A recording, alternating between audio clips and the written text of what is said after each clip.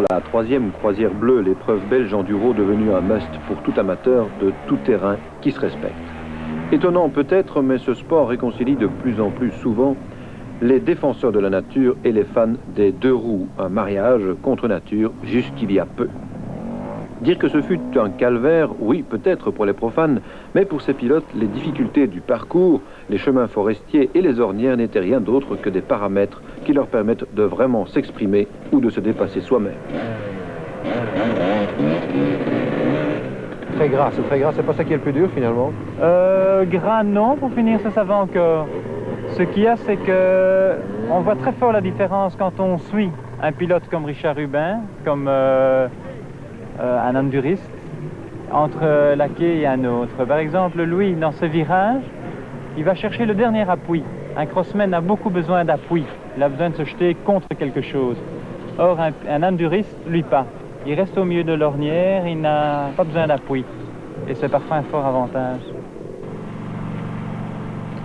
À l'étape, les pilotes se transforment pour la plupart en mécaniciens car tous ne disposent pas d'une assistance personnelle. Même Richard Rubin, ex-champion du monde d'endurance, habitué à être secondé sur les circuits, travaille lui-même à sa moto. Je fais beaucoup de tout-terrain l'hiver, puis la croisière bleue, bon, ça permet d'être à plusieurs, de rouler tranquillement les liaisons, on roule à 4-5 copains, c'est très agréable. Et vraiment, vous prenez, comme on dit, votre pied là, en faisant ce type d'épreuve ou pas?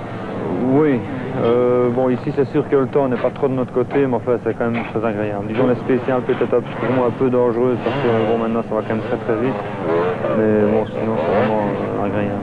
Dans les champions d'endurance, vitesse en moto, vous avez une assistance sur place, ici vous devez courir, vous faire assister avec des moyens plus rudimentaires, ça vous change quand même. Ah oui, mais c'est ça qui est sympa justement, bon mais ça change complètement de ce que je suis habitué, et puis bon mais c'est ça qui me plaît. Dans une épreuve longue de 4 journées, l'une des clés de la réussite est d'être toujours prêt, au point de vue mécanique, mais aussi sur le plan physique. Car dans certaines situations périlleuses comme celle-ci, il faut avoir de robustes épaules pour s'en tirer. Une chose est certaine, c'est que certains concurrents ont le moral. Je n'ai aucune idée de ce qui m'attend, mais comme on fait ça pour son plaisir, ça nous est égal et on verra bien ce qu'il y aura. Il y aura bien des gens pour nous aider, parce qu'il y a une très bonne ambiance ici. Et les gens sont là avec nous et il n'y aura aucun problème. De la boue où certains pilotes y ont goûté tant elle était omniprésente, surtout en S-Bay. Ce n'est pas cela qui allait les stopper dans une épreuve pour laquelle une bonne centaine d'entre eux avaient fait des sacrifices financiers pour y participer. Joël Robert l'avait rendue suffisamment sélective pour lui éviter d'être banal.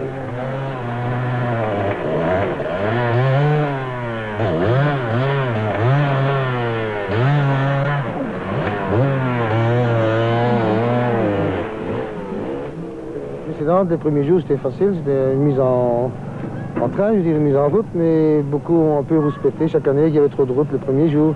Alors cette année, comme on partait de Bouillon est quand même une région où c'est très difficile de ne pas faire difficile, c'est plutôt le cas de le dire. Non, je pense pas que c'est plus difficile, mais enfin les premiers jours les gens sont plus en forme aussi. Mais je crois que c'est beau, c'est joli et tout le monde ne s'en plaint pas. Et nous faisons dans le sens contraire, nous allons dans du plus facile. Du plus facile, tout est relatif. Au fil des étapes et des journées, le classement prenait une tournure définitive avec Guy Heunen en tête depuis Libramont, devant le Namurois Butil et Philippe de Jong, des habitués des places d'honneur en compétition enduro. À la 4e place, Jean-Claude Laquey coiffait tout le monde dans cette épreuve réservée aux motocrossmen à Warem.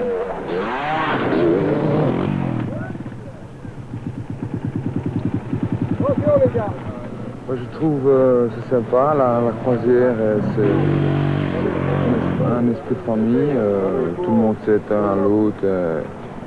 Moi je m'amuse bien, je fais ça plutôt pour passer mon temps, mais on est quand même pris dans la course, on essaie de faire de bons temps et tout, et c'est pas évident parce que il y a les spécialistes de l'enduro qui vont très vite à l'improviste, quoi. Tandis que moi j'hésite un peu, mais enfin je m'amuse bien. Pour le moment, je suis 4e et j'espère rester 4e ici après la spéciale.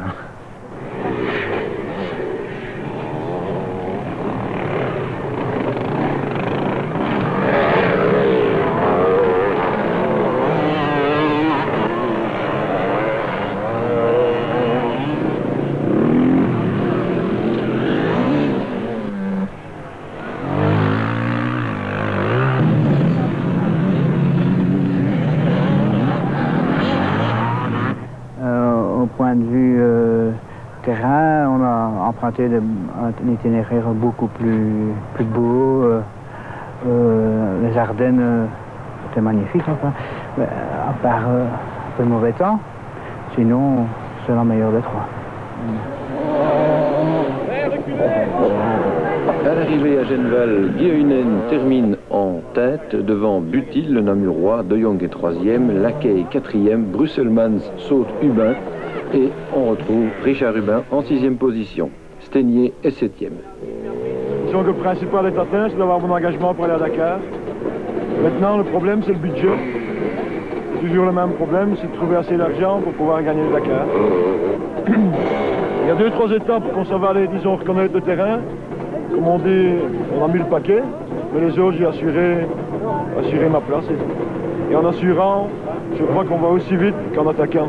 Sur ce genre d'étape, on fait moins d'erreurs, moins de tout droit. Je crois que c'est le bon compromis, c'est d'assurer un bon train. On y est, quoi.